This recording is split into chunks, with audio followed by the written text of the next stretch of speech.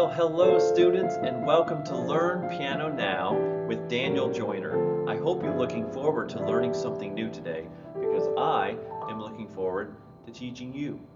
Well, have you ever wondered how to use the sustain pedal on the piano, but weren't sure quite how to start? For instance, where and when to use it, and what is the proper technique? If you've ever asked those questions, then today's video is for you.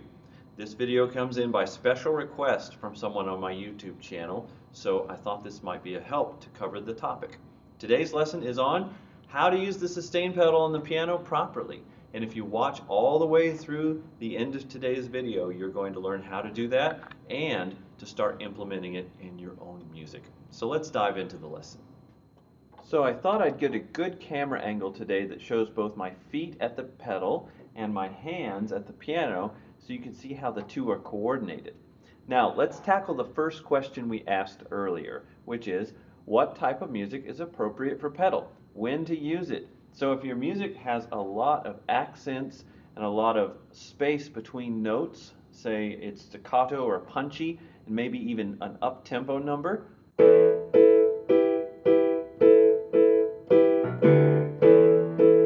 you probably don't want to use pedal on something like that, because you don't want a nice, lush, sustained sound. But if you have a piece where there's, say, a flowing arpeggio line in the left hand,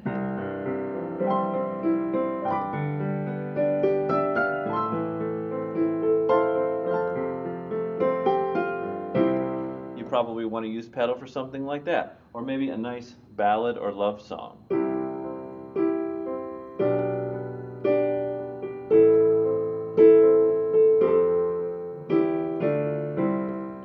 So those are perfect for the pedal. So there's three ways to use the pedal, okay? There's one right way and two wrong ways. So let me demonstrate the correct way first, so you know how to compare the other two to the correct way, so that you don't repeat those mistakes. Now, one thing that we want to do, the main principle behind using the pedal is that you want to, by default, hold your pedal down, and then every time the chords change or the harmony changes, say if you're going from C major to A minor or from G to F, every time that harmony changes, you're going to do a quick up-down motion with the pedal, like this. Up-down, up-down. And by the way, you're using the right pedal, the far right pedal, which is called the sustain pedal. So you're going to put your pedal down, and every time you hit a new chord, every time the chords change, for instance, here, that's when they change, and then here, you'll do that quick up-down motion. So what I'm thinking when I pedal is up-down, up-down, up-down, up-down.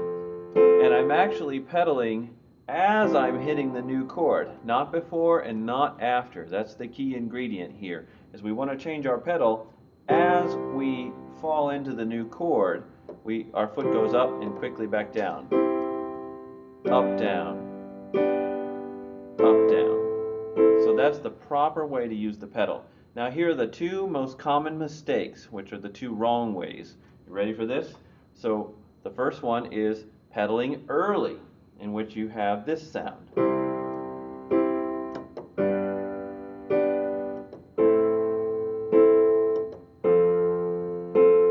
What did you notice there? Well, first of all, you heard a little gap in the sound between chords. There's too much space between chords. It doesn't sound connected or legato. It doesn't sound ambient. So when you pedal too early, you actually create space between chords, which you don't want. Now here's the second way to not do it correctly. This is the second common mistake. Late pedaling. So this is what late pedaling sounds like.